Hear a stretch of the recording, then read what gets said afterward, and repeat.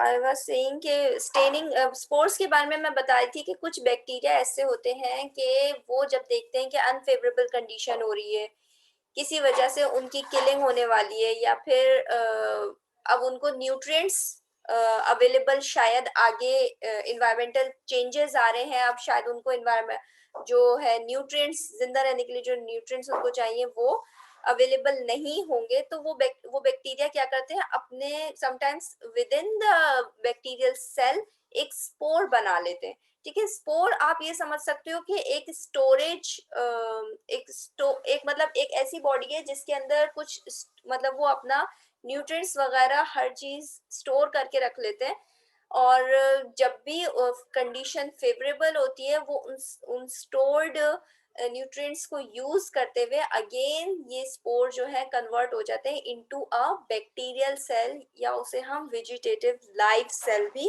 कह सकते हैं, उसमें कन्वर्ट हो जाते हैं। ठीक है, तो दो बड़े ग्रुप हैं बैक्टीरिया के जो कि स्पोर्स या एंडोस्पोर्स बनाते हैं। Number one is bacillus, number one is bacillus, दूसरी जो है क्लोस्ट्रीडियम। ठीक है, ये दो ग्रुप ऑफ बैक्टीरिया हैं, और भी बैक्टीरियाज हैं लेकिन ये दो ग्रुप बहुत ज्यादा कॉमन है जो कि डिफरेंट डिजीजेस भी कॉज करते हैं और इन्वायरमेंट में बहुत ज्यादा प्रेजेंट होते हैं।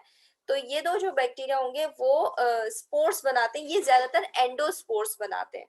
ठीक है, एंडोस्पोर यानी within the bacterial cell जो है ये स्पोर्स बनाते हैं, वरना कुछ ऐसे भी बैक्टीरियाज होते हैं जो कि outside the bacterial cell spores बना देते हैं। प्लीज अपना माइक ऑफ रखिए ताकि डिस्टरबेंस ना हो। अच्छा जी, तो vegetative cells of bacteria such as bacillus and clostridium subjected to environmental stress such as nutrient depletion, यानी न्यूट्रिएंट्स कम होने लगे हैं। ठीक है, एनवायरमेंटल कंडीशन चेंज हो रही है, न्यूट्रिएंट्स कम होने लगे हैं, तो बैक्टीरिया क्या करेगा, स्पोर बना लेगा। दे प्रोड्यूस मेटाबॉलिकली इनएक्टिव और dormant form of endospore, forming a endospore circumvent the problem associated with the environmental stress and help them to survive। ठीक है, बैक्टीरिया अपने आप को सरवाइव रखने के लिए, लाइव रखने के लिए वो क्या करेगा, उसे पता चल जाएगा कि भाई अब न्यूट्रिएंट्स कम होने वाले हैं, या हीट की वजह से सेल मर जाएगा, या फिर और कोई जो है यूवी रेज से ऑर्गेनिज्म मर सकते हैं, कुछ और इन्वायरमेंटल कंडीशन ऐसे आ सकते हैं कि सेल अब जो है सेल की डेथ हो सकती है, तो वो क्या करेगा अपने अंदर सेल बना लेगा। अगेन मैं ये बात आपको बताना चाहूंगी कि हर बैक्टीरिया स्पोर नहीं बनाता। ठीक है, हर बैक्टीरिया स्पोर नहीं बनाता, कुछ बैक्टीरियाज हैं जो स्पोर्स बनाते हैं और बहुत सारे बैक्टीरिया हैं जो स्पोर्स नहीं बनाते। ठीक है, तो अच्छा जी, मॉर्फोलॉजी ऑफ बैक्टीरियल एंडोस्पोर। अब अगर हमें वो स्पोर को जो है विजुअलाइज करना होता है तो हम क्या करते हैं कि माइक्रोस्कोप में स्टेनिंग स्पोर स्टेनिंग मेथड हम यूज करते हैं ताकि हम बेसिकली सिर्फ उस स्पोर को देख सकें। ठीक है, इसके अलावा कुछ और माइक्रोस्कोपिक टेक्निक्स भी आती हैं जिसमें हमें बाकायदा स्टेन यूज करने की जरूरत नहीं होती, बल्कि हम कंट्रास्ट माइक्रोस्कोप के थ्रू जो है कंट्रास्ट करके, मतलब हम क्या करते हैं बैकग्राउंड को जो है डार्क कर देते हैं, और फिर हमारा स्पोर जो होता है वो उस पर लाइट पड़ रही होती है तो वो हमें लाइट नजर आ रही होती है। ठीक है, लाइट शेड में जो हमें स्पोर नजर आ रहा होता है। ठीक है, तो हम उसके लिए कंट्रास्ट माइक्रोस्कोप भी यूज कर सकते हैं। ठीक है, morphology of endospore is best observe in unstained wet film under the phase contrast microscope. अगर हम फेस कंट्रास्ट माइक्रोस्कोप यूज कर रहे हैं तो वहां हम एंडोस्पोर को बेहतर तरीके से देख सकते हैं। where they appear as large refractile oval spherical body within the bacterial cell and else free from the bacteria। या तो वो within the bacterial cell नजर आएंगे या फिर आउटसाइड द बैक्टीरियल सेल आपको नजर आएंगे। क्या होगा, ओवल स्फेरिकल बॉडीज आपको नजर आएंगी। ठीक है, during unfavourable condition specially when carbon and nitrogen become unavailable. Carbon and nitrogen जो होता है बैक्टीरिया का फेवरेट फूड है, या उसका आप कह सकते हो एसेंशियल फूड्स है। या एसेंशियल न्यूट्रिएंट्स है जिसके बगैर अगर बैक्टीरिया को कार्बन या न्यूट्रिएंट की नाइट्रोजन की सप्लाई ना हो तो बैक्टीरिया की किलिंग हो सकती है। तो ये इसके एसेंशियल न्यूट्रिएंट्स में आ जाते हैं। तो अगर इसको कार्बन एंड नाइट्रोजन नहीं मिलेगा तो फिर बैक्टीरिया क्या करेगा, स्पोर बनाना शुरू कर देगा। Spore forming bacilli form endospore. The endospores में बी स्फेरिकल, सब स्फेरिकल और ओवल। ठीक है, तीन तरह की शेप हो सकती है, बिल्कुल राउंड यानी स्फेरिकल हो सकता है, सब स्फेरिकल भी हो सकता है या फिर ओवल भी हो सकता है। They may differ in their location within the cell. अब हमने ये बात तो कर ली कि जो बैक्टीरियल स्पोर होगा वो राउंड शेप में होगा या फिर वो ओवल शेप में होगा। दूसरी बात ये है कि बैक्टीरिया जो स्पोर बनाता है वो उसकी पोजीशन भी चेंज हो सकती है। स्पेशली हम एंडोस्पोर की बात अगर करते हैं तो एंडोस्पोर यानी बैक्टीरियल सेल के अंदर जो स्पोर बनेगा वो तीन लोकेशन पे हो सकता है। नंबर वन, या तो वो बैक्टीरियल सेल के बिल्कुल सेंटर में जो है अपना स्पोर बना देगा, तो हम उसे कहेंगे सेंट्रल स्पोर। ठीक है, सेंट्रल एंडोस्पोर कहेंगे। अगर बैक्टीरिया ने जो स्पोर बनाया है वो टुवर्ड्स अ स्पेसिफिक पोल, मतलब एक तरफ बनाया है, एक साइड पर बना दिया है, तो उसे हम टर्मिनल स्पोर कहेंगे। ठीक है, टर्मिनल स्पोर कहेंगे। सब टर्मिनल क्या होता है कि वो सेंटर और जो एंड ऑफ बैक्टीरियल सेल होता है उसके बीच में होता है, तो उसे हम सब टर्मिनल कहेंगे। They may or may not swell the cell. ठीक है, जरूरी नहीं है कि उसने स्पोर बना दिया है तो आपको सेल भी जो है स्वेल्ड नजर आए। ऐसा भी हो सकता है कि स्पोर इतना छोटा सा है कि वो उस सेल को स्वेल नहीं कर रहा। ठीक है जी, अब इसकी नेक्स्ट स्लाइड पे आते हैं। ये आपको जो है तीनों स्पोर्स दिखाए हुए, ये टर्मिनल स्पोर है यानी पूरा आपका ये जो है बैक्टीरियल सेल है, और बैक्टीरियल सेल के बिल्कुल टर्मिनल पे एक एंड पर जो है आपको स्पोर नजर आ रहा है। ठीक है, ये तीन आपको बैक्टीरियल सेल दिखाए, टर्मिनल स्पोर्स दिखाए। अब ये सेंट्रल स्पोर अगर बैक्टीरिया बनाएगा तो क्या होगा, ये सेल है उसका, फॉर एग्जांपल ये रॉड शेप बैक्टीरिया, ये भी रॉड शेप बैक्टीरिया। ठीक है, ज्यादातर जो बैसिलस जैसे,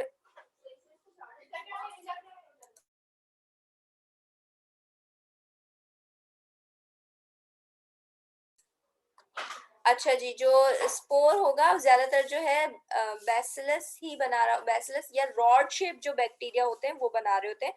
तो ये आपको नजर आ रही है रॉड, एक साइड पे उसने स्पोर बना लिया। इसी तरह से ये भी आपको बैक्टीरियल रॉड नजर आ रही है, रॉड शेप बैक्टीरिया है, उसने क्या किया, बिल्कुल सेंटर में स्पोर बनाया और इसकी वजह से स्वेलिंग भी हो रही है, यहाँ भी आप स्वेलिंग देख सकते हो। ठीक है, तो ये सेंट्रल स्पोर होगा जो कि सेल के बिल्कुल सेंटर में बना है। फिर ये वाला जो सब टर्मिनल स्पोर है ये बिल्कुल उसके एंड पर नहीं है बल्कि एंड और सेंटर के बीच में है। ठीक है, ये आपको रॉड शेप बैक्टीरिया नजर आ रहा है और ये उसका जो है स्पोर्स नजर आ रहे हैं। इसमें और इसमें थोड़ा सा आपको फर्क हल्का सा नजर आएगा, सच इतना ज्यादा नजर नहीं आएगा, लेकिन अगर माइक्रोस्कोप की रेजोल्यूशन पावर इतनी अच्छी है तो बहुत अच्छा है, तो फिर वो रिजॉल्व करके जो है इस स्पोर में और इस स्पोर में जो है आपको दिखाएगा, देख सकते हो आप। ठीक है जी, उसके अलावा जो है फिर आ जाते हैं central endospores are located within the middle of the, अच्छा जी, सेंट्रल एंडोस्पोर कहाँ होगा, बिल्कुल middle of the vegetative cell या बैक्टीरियल सेल। फिर terminal endospore are located at the end of the vegetative cell, बिल्कुल उसके एंड पर जो है एक स्पोर होगा तो वो टर्मिनल कहलाएगा। Subterminal are located between the middle and the end of the cell. ठीक है, मिडल और एंड के बिल्कुल बीचों बीच जो है वो आपका सब टर्मिनल स्पोर होगा। फिर आ जाते, ये तो अब तक हम कुछ थ्योरी पढ़ रहे थे कि स्पोर्स किस तरह से होंगे, कौन कौन से बैक्टीरिया जो है स्पोर्स बनाते हैं, इसके अलावा कौन कौन से स्पोर्स बनाते हैं, फिर किस शेप के हो सकते हैं, और फिर अगर स्पोर वो बना रहा है तो किस किस पोजीशन पर जो है आपका spore present, bacterial spore present हो सकता है। अब हम अगर स्पोर को माइक्रोस्कोप में देखना चाहते हैं तो स्पोर स्टेनिंग का क्या प्रोसीजर होगा, उसको हम कैसे विजुलाइज कर सकते हैं। Number 1, prepare the smear of my organism to be tested. सबसे पहला काम हमेशा किसी भी स्टेनिंग में सबसे पहला प्रोसीजर क्या होता है कि आपने पहले बैक्टीरियल फिल्म बना लेनी है, बैक्टीरियल स्मेयर बना लेना है। ठीक है जी। Then heat fix the smear. Next heat fix होगा। Place a small piece of blotting paper, ठीक है, या absorbent paper over the smear and place the slide on a wire gauge.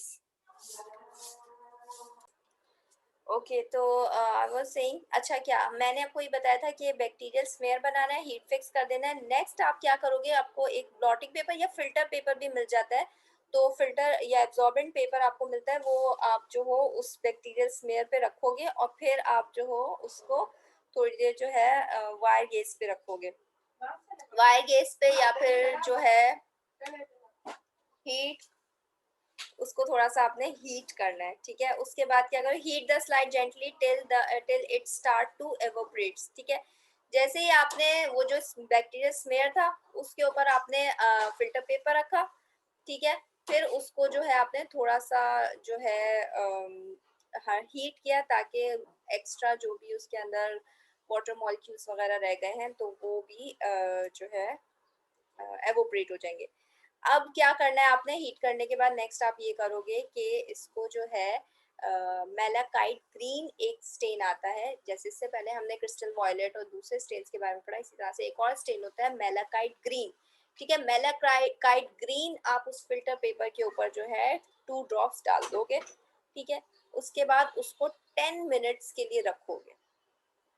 ठीक है, 10 मिनट्स के लिए आप उसको रखोगे।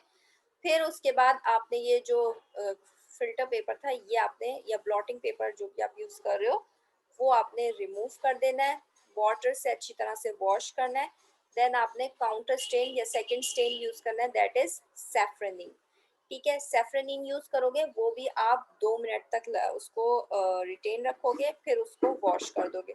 Rinse both side of the slide to remove the secondary stain and blot the slide or air dry। ठीक है, अच्छा जी, अब आपके साथ ये वीडियो आप देखिए तो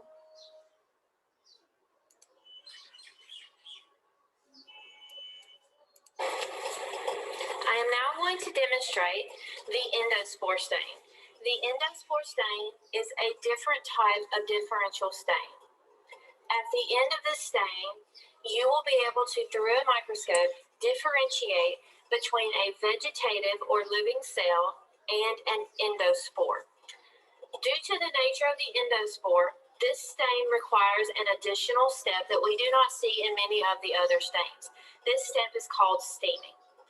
To begin our staining process, we must begin with a smear that has been heat fixed. This was completed before the video began.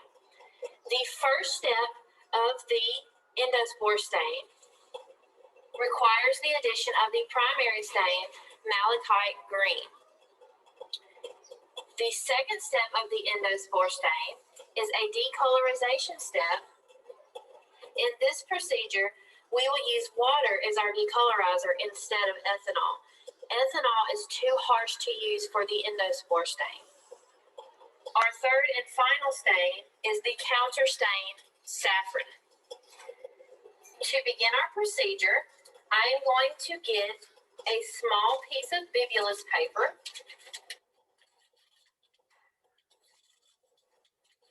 and place this on top of the area that I have previously smeared and heat fixed. I then place the heat fixed slide and the bibulus paper on top of the steaming hot plate. The malachite green is applied to the paper and the slide while the steam is allowed to penetrate. This must be allowed to sit on the hot plate for 5 minutes. During the 5 minutes that this slide is on the hot plate, the steam will soften the walls of the endospore, allowing the malachite green to enter the spores. These cells will also turn green during this 5 minutes. Once the 5 minutes is up, while being very careful, you can take your slide off of the hot plate.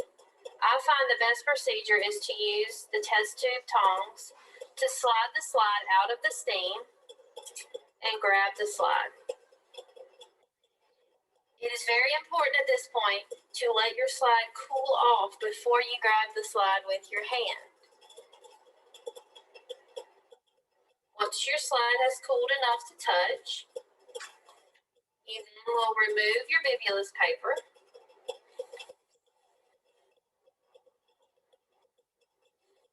Throw it in the garbage bin, not down the sink.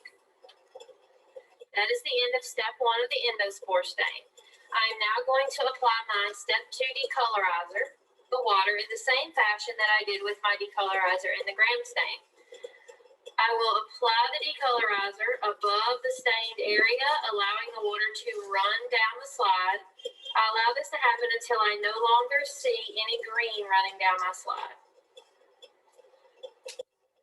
I am now ready for my final step, the counter stain.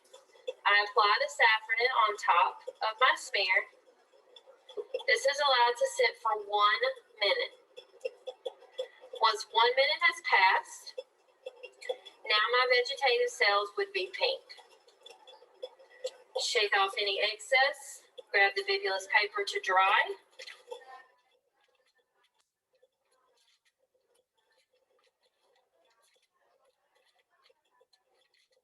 My slide is now ready to be viewed under the microscope. At this point, the vegetative cells will appear pink and the endospores will appear green.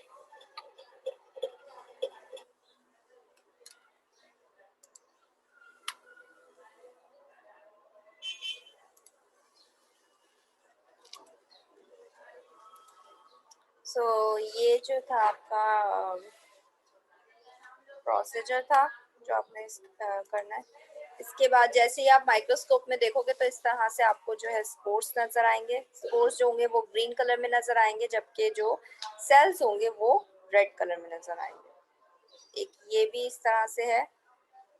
ये दूसरा procedure है जिसमें हम कोराइनी bacteria use करते हैं, कुछ और colours use कर रहे होते हैं, कुछ और स्टेन्स यूज कर रहे होते हैं, तो जिसमें हमें स्पोर्स बाकायदा इस तरह टर्मिनल स्पोर्स नजर आते हैं।